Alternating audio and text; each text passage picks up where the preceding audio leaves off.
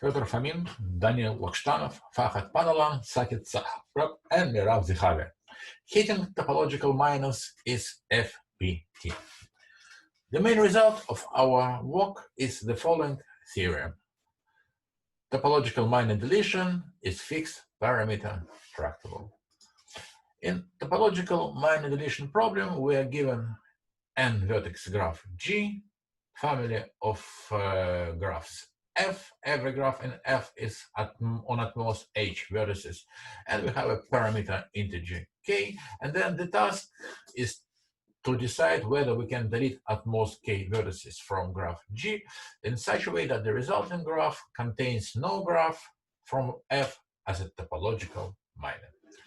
In this talk, I want to explain what is a topological minor, why do we want to hit them, and explain a bit what's happening with the proof. A graph H is a minor of graph G if H can be obtained from a graph G by applying H contractions. So in other words, graph H can be obtained from graph G by deleting vertices, edges, and by contracting edges. So in the example here, I have two graphs G and H, and graph H is obtained from graph G by deleting red vertices and edges and by contracting the blue H. Graph minus is the classical subject in graph theory. Here, the typical question is, for a given class of graphs, can we characterize this class of graphs by forbidding some graph as a minus? So, for example, planar graphs can be characterized by planar graphs can be characterized as graphs that do not contain K5 and K33 as minus. This is the classical Pankagin-Kuratowski theorem. Graphs of bounded genus can be also characterized by a finite set of forbidden minus graphs of vertex cover at most K, graph containing no path on K vertices, and many other classes of graphs. Graph H is a topological minor of graph G if graph H is obtained from a subgraph of G by applying special H contractions. By special H contractions, I mean I'm allowed to contract only edges which are incident with vertices of degree 2, or in other way, suppressing degree 2 vertices. So topological minor is a special case of a graph minor. And here is an example of a graph H and a graph G, and the graph H is a topological minor of a graph G because it's obtained from a graph G just by contracting blue edges, and these blue edges are incident with vertices of degree 2. There is a folklore theorem. So if a graph class is H minor free, then it also should be F topologically minor free for some finite family F. And the proof of this result is quite easy. So if graph H, which I want to exclude, if all vertices in this graph are of degree at most 3, then minor, topological minor, it doesn't matter. It's all the same. However, if I have a vertices of large degree, then it's become different. But then the usual trick here is if I take a vertex of high degree in the graph H and I replace it by all possible trees of size, where the size of this degree doesn't exceed the degree of this vertex. This way, I'm constructing the forbidden family of topological graphs. So this means that the graphs which exclude topological minus, these graphs form a larger class. They have a more description power than the graph which excludes graph as a minor. So once again, so topological minor is a special case of graph minor. So when I exclude something smaller, I obtain something bigger. And the classes of graphs which exclude some topological or a family of topological graphs as a family of graphs as topological minus. Again, this is a planar graph, graphs of bounded genus, and all graphs which include some graph as a minor, they also can be characterized as a topological minor-free graphs. But this class is strictly larger than the class of graphs which includes some graphs as the minors, because it contains graphs of bounded degree.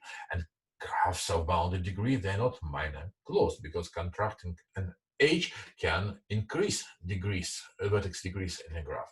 So this is definitely a larger class of graph. In this paper, we look at parameterized complexity of the problem, how to hit a graph so it doesn't contain topological minor. So hitting of different forbidden structures is one of the most popular topics in parameterized complexity, and there's a long history of hitting forbidden structures there. So the most popular problem in parameterized complexity, vertex cover, it's nothing else as the problem of hitting edges, which are forbidden structures. Feedback vertex set, the problem of hitting cycles, planar graph deletion, the problem of hitting non-planar structures in a graph to make it planar, bounded genus graph deletions, Trivis deletion. I want to delete at most k vertices such that the resulting graph is of constant Trivis, H minor free graph deletion. And each of these problems, there's a long history and rich literature on parameterized complexity of these problems. In particular, for planar graphs, graphs of bounded genus, there was a lot of work has been done in parameterized complexity on how to delete k vertices to obtain a planar graph, how to delete at most k vertices to obtain a graph of bounded genus. But what, before we move to topological minus, how to hit graph minus?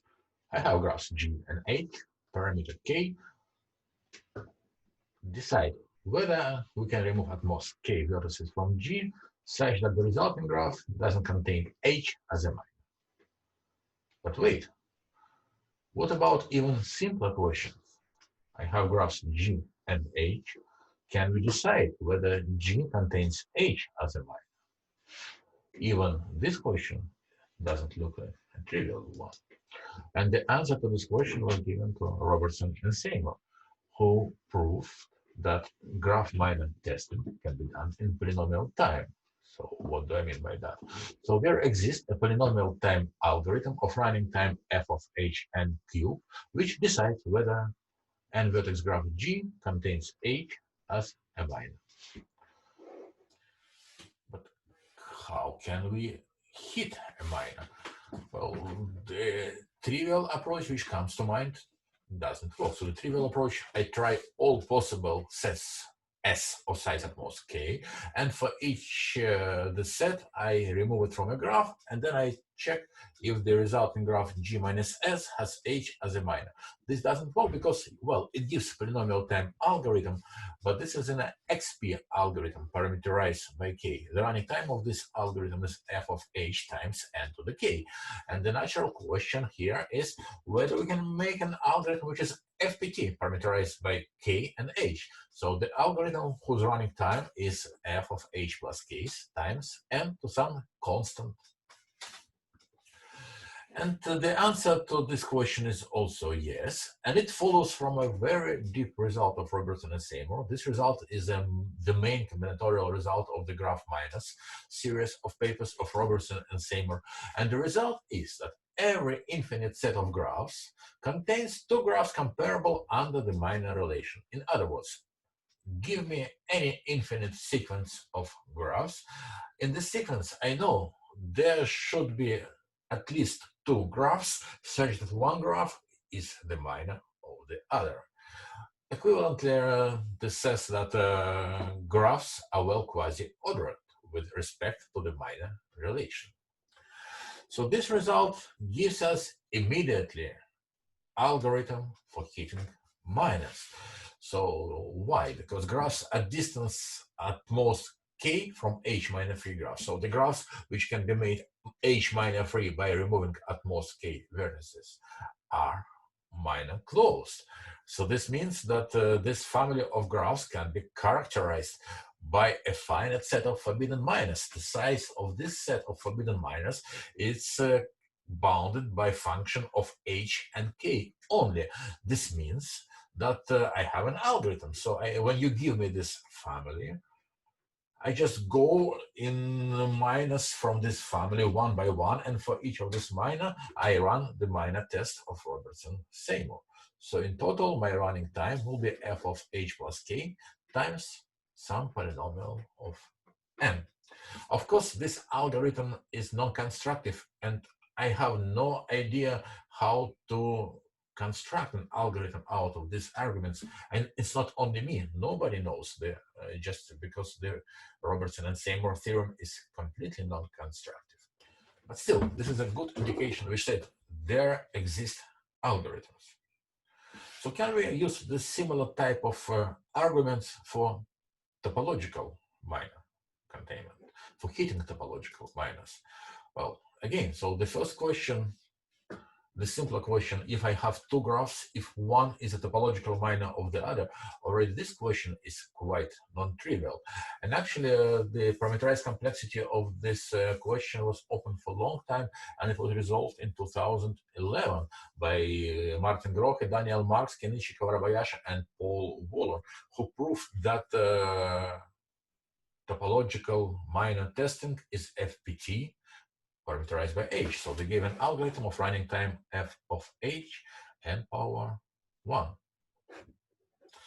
That's the FPT, topological minor testing. Also gives us XP algorithm for heating topological minors, right? Again, I try all possible sets, vertex sets of a graph of size at most k, and I try to remove them, and for each of these guesses, I run the algorithm of Grohe et al. So in parallel with graph minors, the natural question here is, can we do it in FPT, in H and K?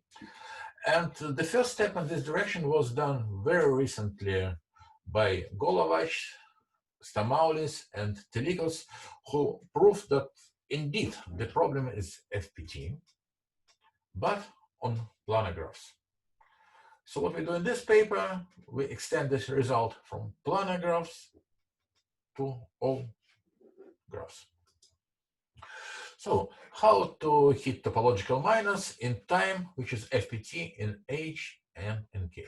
Of course, the first and the natural attempt is to imitate the same thing which happened with graph minus. Right? So I want to imitate graph minus, and immediately I have a problem here. So the problem is we built, when we speak about graph minus, we strongly exploit the well quasi ordering of graph minus. And for the topological graph minus, we don't have this theorem. And it's not just this theorem, we don't know how to prove this theorem. It's just wrong. So topological minus are not well quasi ordered. So under the topological minus, graphs are not well quasi ordered. However, the tools from graph minus are still very useful. And this is what we are doing in our work.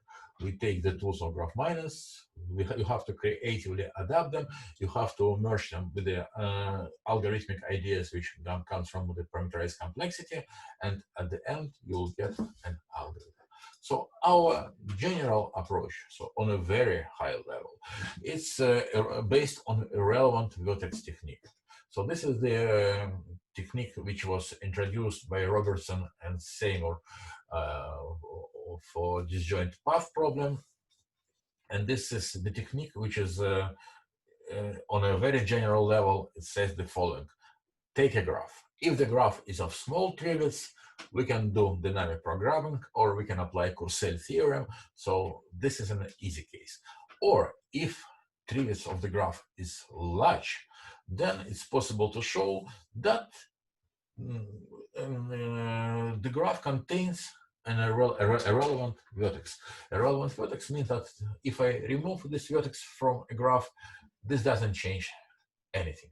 So then the algorithm is the following. Either trivet is small, I'm happy. If the trivet is large, I can find the relevant vertex, I delete it, and I run my algorithm again. So at the end, either I will have no instance, or I will have a graph of small trivets, and then I solve the problem there. So this is a very generic approach, and of course this approach is used in hundreds of papers, and even the parameterized algorithm book, so the cover of the parameterized algorithm book contains an example of irrelevant platypus shown on the grid. This is exactly the irrelevant vertex technique. So yes, that's the irrelevant vertex technique. If the trivet is small, solve the problem, and then we are good. If the trivet is large, then we should find a relevant vertex technique, and how to find the relevant vertex technique, or and how to find the irrelevant vertex. So we have to use the structural theory of graphs, which say that if the trivet is large, then we either have a large clique minor or a large flat wall. And but the main problem, so it's how to identify a relevant vertex. So the approach is the same for all these problems, but for each of the problems, the creative part and non-trivial part is how to argue that there exists a relevant vertex and how to find this relevant vertex. In order to explain what's happening in our approach, I need to define delta folio. So delta folio of a graph G is a family of graphs such that each of the graphs in this family is of size at most delta and also is a topological minor of G. So this is a family of all topological minors of graph G of size at most delta. We say that a vertex V is a zero irrelevant vertex if delta folio of graph G is exactly the delta folio of G minus V. And the result of Grohe et al. Shows an efficient algorithm to identify a zero irrelevant vertex. To hit topological minors, we need more. So we need to find a way to identify k irrelevant vertices. So what is a k irrelevant vertex? K irrelevant vertex is a vertex such that for any set S of size k, the delta folio of G minus S is equal to the delta folio of G minus S minus V. And our main technical contribution is an efficient algorithm which is able to identify k irrelevant vertices in a graph. We have to consider two different cases how to identify k irrelevant vertex. Either we have a large clique as a minor, or we have a flat wall as a minor. So what is a flat wall? I will not give definition of flat wall here, but the best way to imagine what is a flat wall is it's a grid which is embedded on a plane, but it's not exactly grid because it can have some irregularities on its sides. But for all that matter, inside it looks like a real grid, so it's a planar graph. And the main insight about flat walls is the following technical result, that if G contains a large flat wall W, then one can find efficiently a large subwall W prime, such the delta folio of graph G is exactly the delta folio of the graph G minus W prime. So it's not just we find one zero irrelevant vertex. The whole wall consists of irrelevant vertices. So how to find k irrelevant vertex if we know how to find irrelevant subwall? So what we do?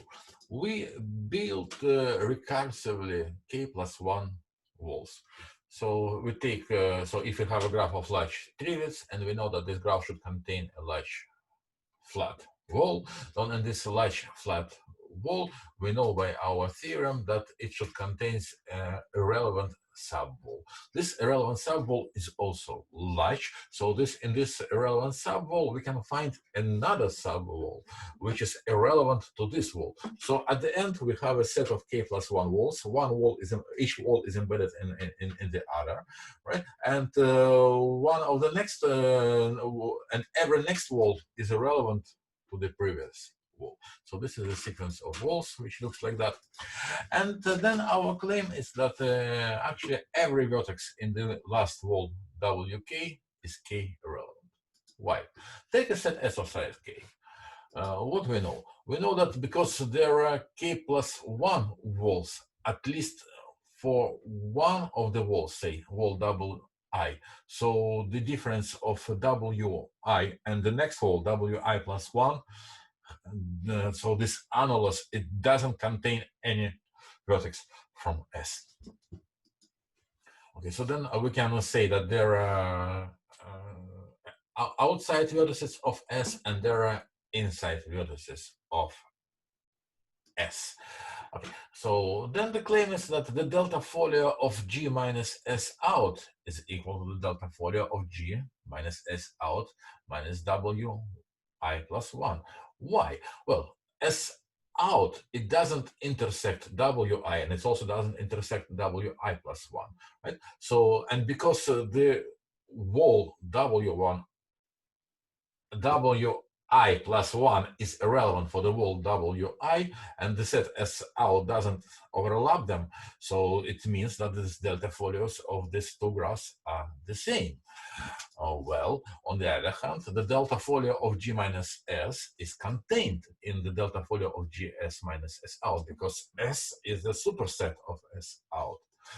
Also, the delta folio of G minus S, it contains the delta folio of G minus S minus V, and which in turn contains delta folio of G minus S out minus delta W plus 1. But all this means in total that actually the delta folio of G minus S is equal to the delta folio of G minus S minus V. And since we select S arbitrary, this means that the vertex V is a K irrelevant. It's also not only part of the job, because also very interesting and also quite non-trivial part is how to identify K-irrelevant vertices in a clique minor. This is also requires a lot of new ideas, and actually, so here we have to introduce the specific type of branching which identifies what we call K-relevant vertices. But the tricky part is to show that the number of K-relevant vertices at the end still will be bounded. And yes, and I have no possibility to explain what's happening there. It's really long and technical paper. To conclude, we have shown that topological minor deletion is fixed parameter tractable. So the running time or FPT dependence in our time from K and H is definitely not good. As an excuse, we can say that the same we can say about graph minus. And since our problem is more general and generalized graph minus, this is the situation we have to live with. However, for minor deletion, there is a set of nice results which shows that if the set of forbidden minors belongs to the specific class of graphs, for example, like when the set of forbidden graphs contains a planar graph, then the problem can be solved way more faster. For example, for planar, when the set of forbidden minors contains a planar graph, we can obtain a single exponential algorithm, single exponential in K. So it's very interesting, and it's very unclear so far how to obtain similar type of results for topological minors. And it will be very interesting to understand for which graph classes forbidden graphs from these classes as topological minors will allow to solve topological minor deletions, for example, in single exponential time.